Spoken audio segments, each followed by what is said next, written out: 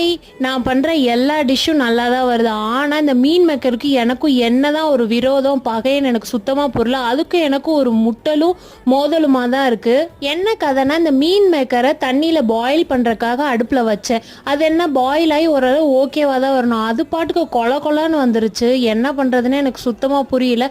சரி, ஓகே, தவா ஃப்ரை மாதிரி பண்ணிடலாம், மீட் பால் மாதிரி பண்ணலாம் அப்படின்னு சொல்லி களத்தில் இறங்கியாச்சு. என்னென்னா கடலை மாவு, அரிசி மாவு, சில்லி பவுடர், கரம் மசாலா, தேவையான அளவு உப்பு, லெமன் ஸ்குவீஸ் பண்ணி அதை தவா ஃப்ரை மாதிரி எடுக்கலாம். டீப் ஃப்ரை பண்ணியிருந்தால் இது நல்லா இருந்திருக்குமோ என்னமோ.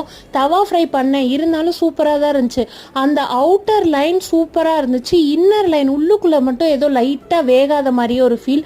ஆனால் அது வந்து பாயில் ஆயிடுச்சு கம்ப்ளீட்டாக. இனிமேல் ஹெல்த்தியான ஃபுட் தான் நம்ம ஷார்ட்ஸில் வரப்போகுது. ஏன்னா நான் டயட்டில் இருக்கேன் அப்படின்னு சொல்ல எனக்கு ஆசையாக தான் இருக்குது. ஆனால் நான் டயட்டில் இல்லை, ஒரு ஹெல்த்தியான லைஃப் ஸ்டைலில் இருக்கேன். ஓகே, பாய்.